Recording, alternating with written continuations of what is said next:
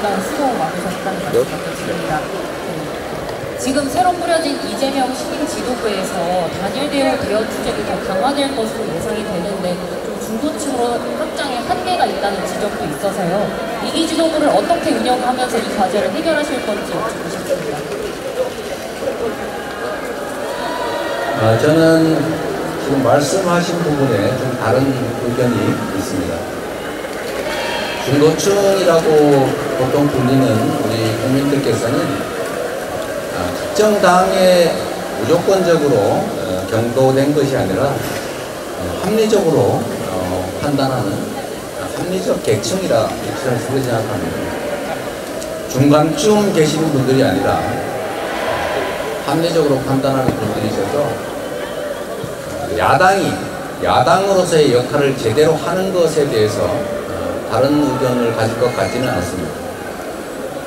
윤석열 정권이 국민의 상식에 어긋나는 폭주를 계속하고 있어서 야당으로서 이 정권의 부당한 폭주를 제어하는 것, 견제하는 것은 야당의 본질적인 역할입니다.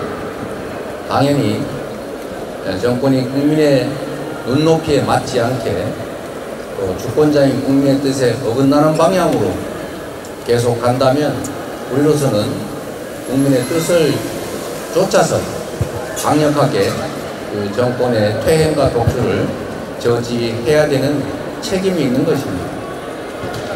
최근에 8.15 광복절을 둘러싸고 생긴 사태라든지 또는 인사정책 등을 보면 우리 국민들께서는 이 정권에 대해서 우리 야당의 더불어민주당의 강력한 견제와 감시 역할을 요구하실 것으로 생각이 됩니다. 야당의 본질적인 역할을 우리 국민들께서 중도층 합리적인 판단을 하는 분들께서 오히려 저는 권장하고 격려해 주실 것으로 믿습니다. 네, 다음 연합 오규진 기자님께 마이크 드리겠습니다. 네, 질문 기회 주셔서 감사합니다. 연합뉴스의 오규진이라고 합니다. 오늘 이제 수락 연설문에서 영수회담을 제안을 하셨는데 이게 좀 어느 정도의 의제까지 논의를 하시고자 하는지가 좀 궁금합니다. 이게 또 한동훈 대표한테 좀 제안한 최상병 특검법 추진과 함께 이제 대통령과의 회담에서도 이 특검법 수용을 좀 요구를 하시는지 또 김건희 여사 특검법 수용도 대통령께 요구를 하실지 이 두 가지 부분 좀 궁금했습니다. 윤석열 대통령께서 대한민국의 국정에 대한 최종 책임, 행정 수반의 역할을 하고 계십니다. 국회가 입법기관으로서 하는 입법 행동에 대해서 여당이 동의하지 않았다는 이유로 예외 없이 거부권을 행사하는 것은 결코 바람직하지 않는 방향입니다. 영수회담을 한다면 의제를 특별히 제한할 필요도 없고 저는 제한 없이 현재 제기되는 우리 국민들께서 관심 가질 사안 또 국가 경영에 국정의 중요한 사안들은 다 논의할 수 있다고 생각합니다. 저는 용산에서 대통령실에서 의제를 제안하자고 한다면 그 제한된 의제만이라도 만나서 대화할 의사가 있습니다. 방식이나 의제나 관계없이 지금 대한민국이 너무나 여러 가지 측면에서 위기 국면이기 때문에 이 국면을 타개하기 위해서는 영수회담을 통한 논의와 의견 조정이 꼭 필요하겠다 이렇게 생각합니다. 네, 다음은 채널A 이상원 기자. 네, 마이크 드리겠습니다. 네. 네, 대표님 당선 축하드립니다. 네, 이어서 좀 질문을 드리겠습니다. 수락 연설문에서 발표를 하시긴 하셨지만 이제 한동훈 국민의힘 대표가 제안한 제3자안에 대해서 그동안 반대 입장을 좀 밝혀오셨는데요. 당내에서도 그렇고 제3자 추천 수용이 가능하다는 입장을 오늘 밝히셨습니다. 생각을 좀 바꾸신 이유가 좀 궁금합니다. 저는 아직도 그 생각을 바꾸는 건 아닙니다. 여전히 정권의 책임이 있어 보이는 사안을 수사하는 데서 정권의 선택권을 주는 것 또는 그에 준하는 것 그리 바람직하지 않다. 기존의 관행대로 정권의 부정 비리에 관한 사안이라면 당연히 야당이 추천하는 게 맞다는 생각을 갖고 있습니다. 그러나 또 의회 구조의 한계도 있기 때문에 지금 당대표 직무대행을 조금 전까지 수행하셨던 박찬대 원내대표께서 가능성을 열어놓고 말씀을 이미 하셨기 때문에 그 부분까지 포함해서 같이 논의하자라는 것입니다. 정치라고 하는 것이 내 뜻대로 다 하면 가장 좋겠지만 그러나 그럴 수 없는 것이 정치의 본질이기 때문에 의견이 접근되지 않은 부분들에 대해서는 일방적으로 강행해서 관철할 수 있는 게 아니라면 합리적 수준의 조정도 할 수 있는 게 정치 아닌가 그렇게 생각합니다.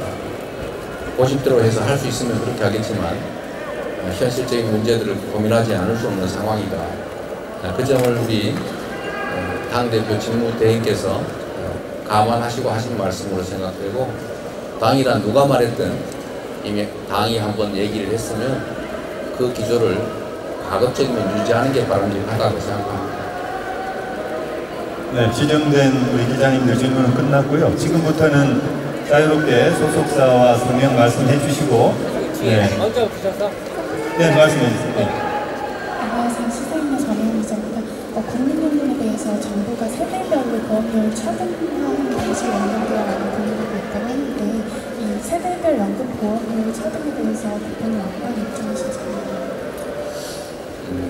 제도라고 하는 것은 다 다양한 이해관계자들 사이에 의견이 다를 수가 있기 때문에 이제는 또 토론을 해봐야 되겠죠. 그리고 연금 문제는 모든 국민들이 만족할 안이란 불가능합니다. 어떻게 타협하고 조정할 것이냐가 핵심이기 때문에 제안된 안에 대해서 국민 여론도 수렴하고 또 전문적 검토도 거쳐서 천천히 판단하도록 하겠습니다. 근데 문제는 정말로 연금 개혁을 할 의지가 있는지 조금은 걱정이 되긴 합니다. 전에 이미 요구했던 것들을 저희가 100% 수용하겠다고 했는데도 갑자기 뒤로 물러서서 구조개혁까지 한꺼번에 하자고 하는 바람에 결렬이 되는데 진정성을 가지고 국가 주요 과제에 대해서는 진정성을 가지고 좀 접근해 주시기를 부탁드립니다. 네, 그 다음 우리 폴리뉴스 김능구 기자님 질문합니다. 대표님 오랜만에 반갑습니다. 대표께서 직접 나오셨네요. 그 전례 없이 야당 대표 연임에 도전하셨고 성공하였습니다. 제가 볼 때는 이재명 대표 이의체제는 일기와는 전혀 다를 것이라고 저는 예상합니다. 말하자면 오늘 또 수권정당을 강조하셨는데 정권 교체를 위해서라도 또 대표님이 가장 어려우신 사후 리스크 극복을 위해서라도 이기 대표 체제는 저는 완전히 달라질 거라 생각하는데 거기에 대해서 구상 부탁드리겠습니다. 지금까지 해왔던 것 중에서 더 좋은 방법이 있는데 안 했을 리가 있겠습니까? 지금까지도 최선을 다했고 앞으로도 획기적인 그런 방안이 생기면 모르겠는데 정치에서 그런 획기적 방법이 갑자기 생겨나지는 않는 것 같습니다. 있다면 이미 했겠지요. 어쨌든 이 정권의 민생에 무관심한 폭주와 퇴행에 대해서 야당으로서 견제 감시 역할을 충직하게 해내고 또 거기에 더해서 우리가 가진 권한의 범위 내에서는 민생을 챙기고 또 한반도의 평화와 안보 또 외교에서의 국익을 제대로 챙길 수 있도록 최선을 다하도록 하겠습니다. 네, 마스크 쓰신 서울신문 기자님. 네, 저 서울신문 황인주 기자입니다. 오늘 당선을 축하드리고요. 이제 지명직 최고위원을 포함해서 앞으로 임명직, 당직 인선을 하셔야 하는데 좀 어떤 사안들을 중점으로 보실지, 특히 그런 대파 안배도 좀 고려 사항에 포함이 될지 어떻습니까? 지금 수석 최고위원으로 당선되신 김민석 최고위원께서 자주 선거 과정에서 말씀하셨던 것처럼 이제 더불어민주당은 당원 중심 정당으로 확고하게 전환되고 있기 때문에 여의도 중심의 개파라고 하는 것은 별로 큰 의미를 갖기 어렵게 됐습니다. 앞으로 당원 중심성이 좀 더 강화되고 나면 의원들끼리 이런저런 연구들, 모임들을 통해서 무슨 정치적 의사결정을 독점하거나 아니면 주로 의사결정을 주로 행사하는 그런 일들은 쉽지 않을 겁니다. 그래서 앞으로 인사도 그렇고 좀 당내에 실제로 존재하는 뭐 개파라고 할까 그런 것들은 크게 작동을 못할 거라서 그런 안배 측면도 뭐 배관시할 수는 없겠지만 가급적 역량 중심으로 인사를 하는 게 바람직하지 않겠느냐 이렇게 생각합니다. 네, 한두 분만 더 받겠습니다. 네, 앞에. 안녕하세요, 대표님. 조선미디어 박지영 기자라고 합니다. 종부세, 금투세, 상속세 완화에 대해서 이제 꾸준히 말씀해 주셨는데요. 이번에 새롭게 당대표에 선출되시면서 앞으로 일을 어떻게 추진하실지 궁금하고 또 당내에 지금 이견이 있는 상태인데 이를 어떻게 극복해 나가실지가 궁금합니다. 네. 정책 현안에 대한 당내 이견은 건강한 정당이라는 증거입니다. 대개 정책을 둘러싼 논쟁이 벌어지면 당내 이견이 있고 그걸 조정하는 과정이라고 봐주시면 좋을 텐데 또 나쁘게 보면 또 싸우는구나 이렇게 볼 수도 있을 겁니다. 그런데 당은 김두관 후보께서 계속 말씀하신 것처럼 다양성이 생명이고 본질입니다. 당연히 정책에 대해서는 의견이 다를 수가 있습니다. 국회의원들이 무려 170명을 넘는 정당에서 언제나 어떤 정책에 대해서 똑같은 생각을 한다는 것도 현실적이지 않고 또 어떤 정책에 대해서 지도부가 결정하면 무조건 따르는 방식도 결코 바람직하지가 않습니다. 초기 논의는 누구나 시작할 수 있고 그 초기 논의에서 찬성, 반대, 연기, 폐지, 심지어 강행 이런 여러 가지 입장이 있을 수 있는데 그런 점들은 현재 상황 또 우리가 닥칠 미래에 예상되는 실상 이런 것들을 고려해서 최적의 안을 또 만들어내야 되겠죠. 뭐든지 한번 만들었다고 그게 영구불변의 진리는 아닌 것이고 또 필요에 따라 수정할 수도 있는 것입니다.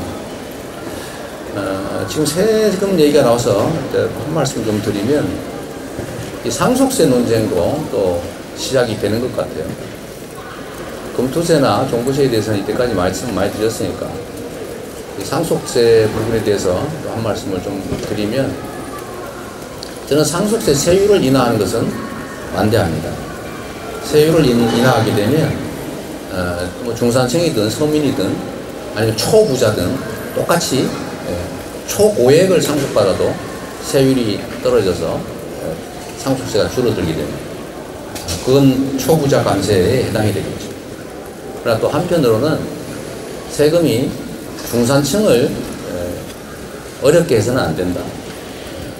그 중산층 중에 예를 들면 서울에 집 한 채 가지고 있는데 갑자기 남편이 사망해서 상속을 받다 보니까 상속세가 일괄공제나 기초공제가 워낙 금액이 적어서 매덕 세금을 내지 않으면 그 집에서 쫓겨나는 상황이 발생할 수가 있습니다.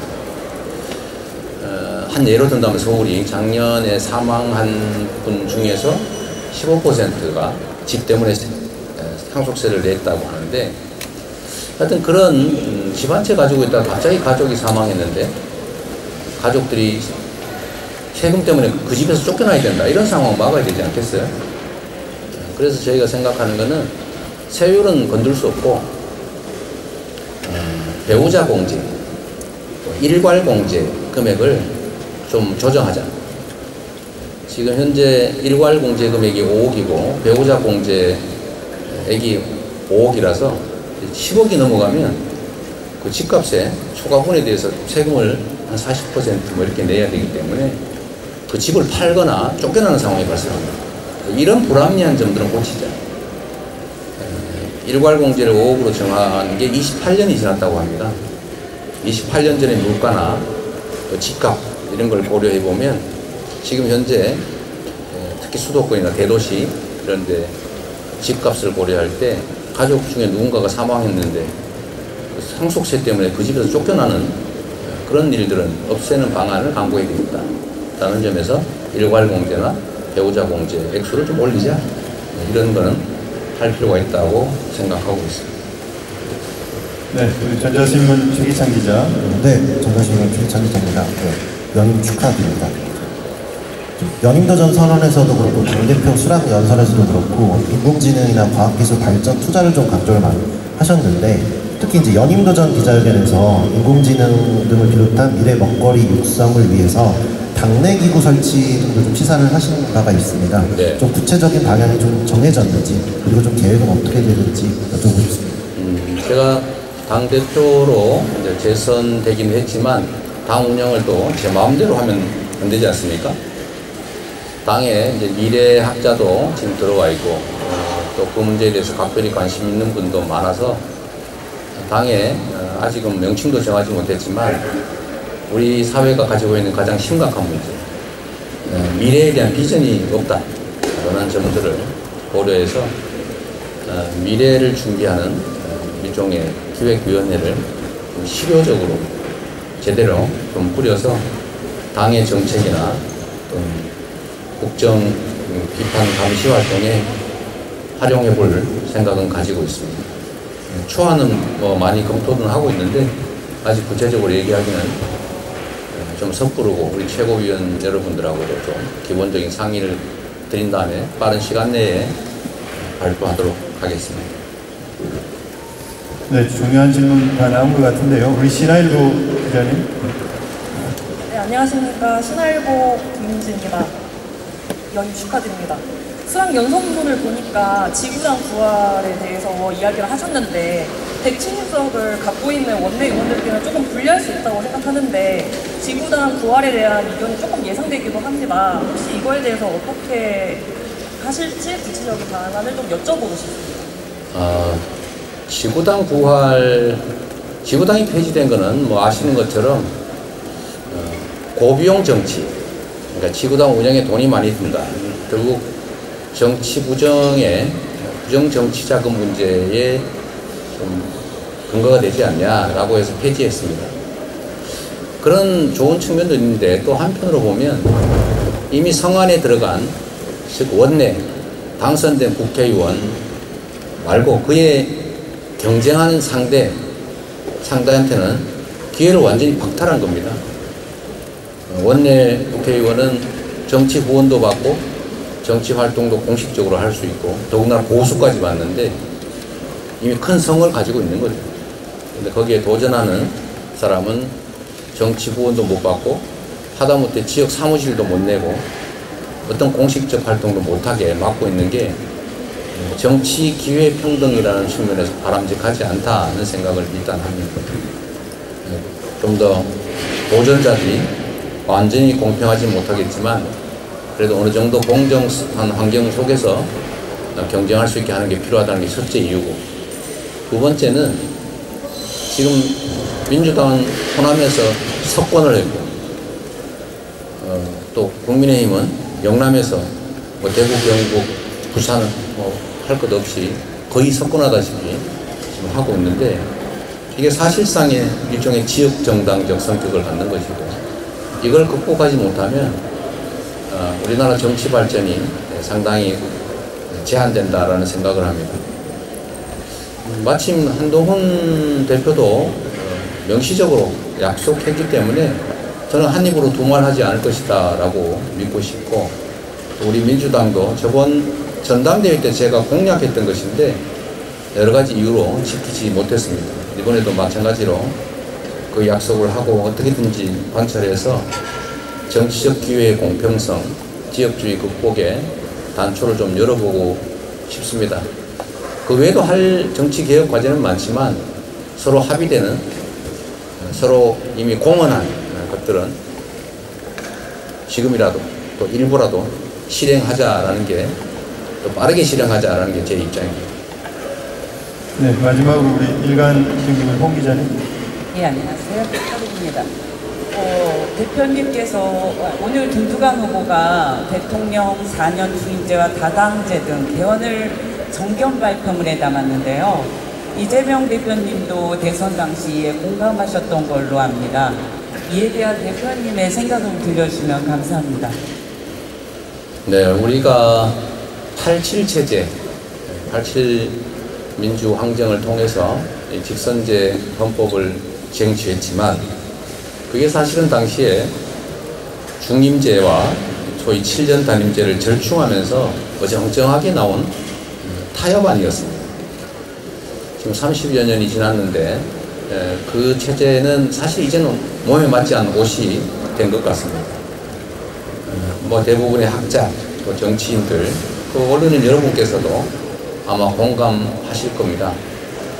4년 중임제로 하되 국회의 권능이나 권한을 좀 확대하고 대통령의 권한을 좀 줄여서 재신임을 통해서 안정적 국정 또 책임 정치를 구현하자라는 게 대체적인 의견일 겁니다. 사실은 거의 다 의견이 모아져 있음에도 불구하고 실제로 진행이 안 되는 것은 그 해당되는 시기마다 정치적 이해득실이 다르기 때문에 합의에 이르지 못하는 것 아닌가 싶습니다. 그래서 저는 그렇게 대선 때 약속했고 제가 당선이 됐더라면 실제로 집행했을 것인데 그러나 지금은 현실이 되지 못하고 있어서 앞으로 그럼 어떻게 할 거냐. 근데 지금 이 얘기를 전면에 내세워서 얘기한다고 한들 현실적인 합의가 될 가능성은 희박하고 괜히 정쟁 요소만 될 것 같아서 좀 단계적으로 하면 좋겠다는 생각을 가지고 있습니다. 예를 들면 선거가 있을 때마다 하나씩 합의되는 거 하나씩 하는 거죠. 예를 들면 5.18 정신, 광주 정신을 헌법 전문에 담는 거 국민의힘이 가끔씩 딴 얘기를 하긴 합니다만 어쨌든 말로는 선거 때마다 약속하는 것이기 때문에 뭐 그런 것들은 선거할 때마다 하나씩 고쳐서 넣을 수도 있고 합의되는 것만 부분적으로 개헌을 해 나갈 수도 있겠다 그런 생각을 합니다. 또 한 가지는 이 권력 구조에 관한 거는 이해관계가 너무 첨예하기 때문에 지금 당장 적용하는 방식이 아니라 몇 년 후 또는 뭐 몇 기가 지난 후부터 시행하는 조건으로 지금 개헌을 해 놓는 게 현실적인 방안일 수도 있겠다 그런 생각을 하고 있습니다. 네, 이것으로 마치겠습니다. 지금 시간이 많이 지나가지고 일어서서 손 드신 우리 기자님 질문 마지막으로 갖도록 하겠습니다. 네, 안녕하세요. 저 뉴스토마토 김진양입니다. 먼저 연임을 축하드리고요. 오늘 조국혁신당에서 축하 인사 전하면서 원내 교섭단체 완화 요청을 한 번 더 주셨어요. 그래서 이거에 대해서는 좀 어떻게 생각하시는지 짧게 의견 부탁드립니다. 네, 저는 뭐 기본적으로 교섭단체 완화가 필요하겠다는 생각을 하고 있습니다. 근데 역시 정치라고 하는 게 현실이어서 제 개인적인 뜻대로만 움직이는 건 아닌데 저희도 노력을 해보도록 하겠습니다. 네, 고맙습니다. 네, 감사합니다. 수고하셨습니다.